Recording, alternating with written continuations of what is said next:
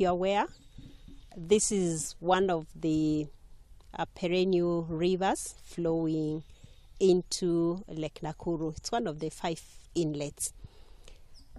Our challenge with plastics is that they mainly come in through water, either through the causeways as the rivers, or when it rains heavily through the storm water drains, and of course the sewage treatment systems.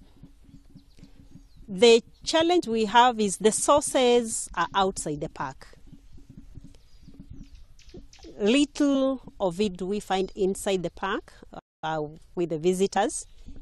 The challenge we have is that the source is outside our control, from the centers surrounding the park, the urban setup, and the uses from outside.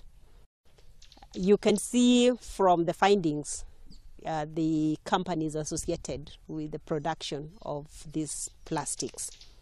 The impacts of the plastics obviously are negative to the extent that it will disappoint you on a game drive. Impacts to the animals, worse. Much as the animals may not consume the plastics, we have seen animals that have been entangled by plastics and therefore restricted in their growth, in nature, in their lives. And of course, a sight of an animal in a plastic is not what you would want to encounter when you are on a game drive in a national park. A national park is a protected area, a sanctuary for the wild animals where they're supposed to enjoy and be at their premium conditions.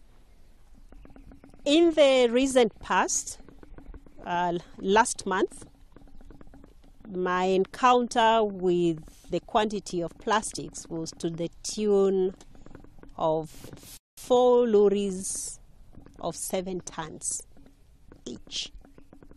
And we still were unable to completely clear the ground and leave it free of the plastics. This is an unfortunate situation, because when you have resources diverted to correcting mistakes, to bringing the levels to normalcy for you to run operations, then it means we're spending where we are not supposed to be. And that's a waste of resources. So if there's a way we can control plastics from outside the parks, I think that would be useful. You can see the difference between the river inside the park and the river outside. And it's because of this minimal screen that we've put here to at least help us collect them at this point and allow us to handle them from outside the park. This is what I would wish that our stakeholders would actually engage in, so that we minimize the flow of plastics into the park.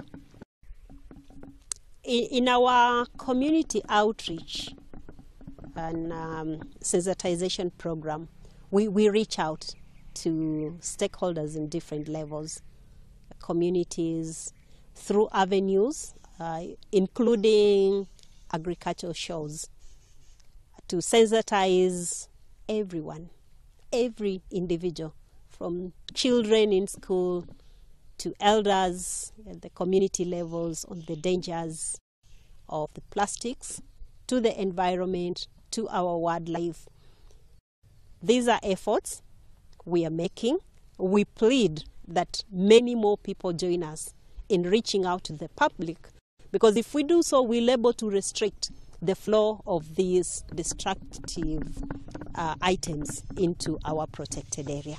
Tumeona majuzi kwamba River Nakuru imesweep a lot of, baada ya hizi mvua nyingi kunyesha na zinazoendelea kunyesha, River Nakuru ambayo ndio main feeder ya Lake Nakuru na ambayo ni heritage ya Nakuru, imejaa plastic bottles.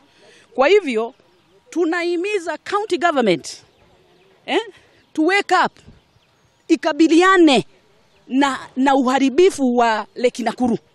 Hizi machupa kusema kweli, kama tulikabiliana na plastic carrier bags, hata hizi chupa, maoni yangu mimi, tunapashwa kuzipiga marufuku. Maana hata kabla chupa kuja, maji tulikuwa tunakunywa tu. Unaona bwana? Kwa hivyo lipi bora? Tuharibu mazingira yetu, tuharibu mazingira au manywesho ya wanyama wetu, ili tufanye biashara au tunywe maji ya chupa, tuenjoy maji ya chupa. La sivyo kuwekwe sheria kali kabisa.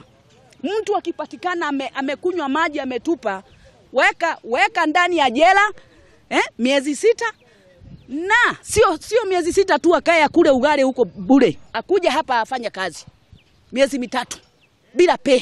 Chakula tutampea. Unaona bwana? Lazima tuwe sisi ni binadamu. Lazima we must live up to realities. Hatuwezi kukubali hizi plastiki zinaharibu kila mahali, zinaharibu baharini, zinaharibu mito yetu. Hatuwezi kuendelea kukubali. Lazima tujisaidie sisi wenyewe.